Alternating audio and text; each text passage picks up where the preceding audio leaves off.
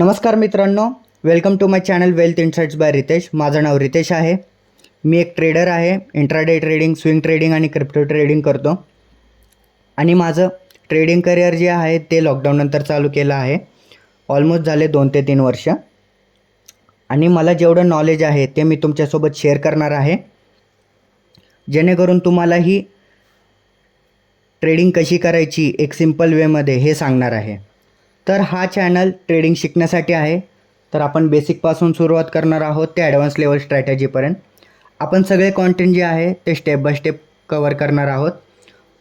तर सुरुवात करू आपण, म्हणजे ट्रेडिंग काय आहे, कशी करायची हे समजून घ्यायचं आहे।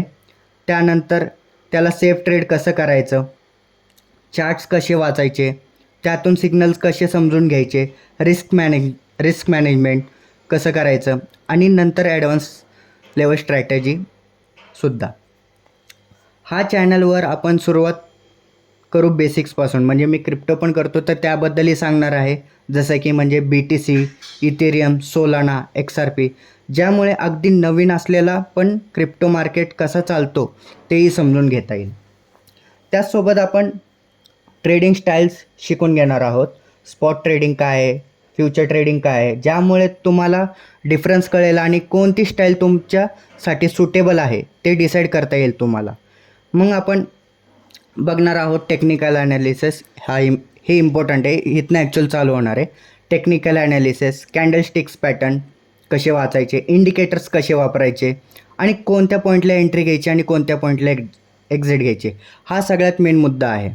एक्झिट आणि एंट्री हे जर प्रॉपर असेल तर तुम्ही प्रॉफिटेबल होणार आहात। पण ट्रेडिंग फक्त चार्ट्स पुरते नाही, आपण बघणार आहोत रिस्क मॅनेजमेंट, स्टॉप लॉस लावायचं, पोझिशन साईज कशी ठेवायची आणि आपलं कॅपिटल कसं सेफ ठेवायचं। कॅपिटल सेफ ठेवणं हे खूप इम्पॉर्टंट गोष्ट आहे, कारण सुरुवातीला जे नवीन ट्रेडर्स असतात, म्हणजे 5,000 आणतात, 10,000 आणतात, ते लगेच ब्लो होतं अकाउंट त्यांचं, कारण त्यांना माहीत नसतं कुठे एंट्री घ्यायची, कुठे एक्झिट घ्यायची। जर प्रॉफिटमध्ये ट्रेड असेल तर एक्झिट कुठे घ्यायची आपण, की प्रॉफिटेबल आपण करू शकतो त्याला। जर लॉसमध्ये असेल तर लवकर एक्झिट करायचं असेल, तर प्रॉफिटमध्ये असेल तर कुठपर्यंत होल्ड करायचं, कुठपर्यंत नाही, तर हे आपण सगळं शिकणार आहोत।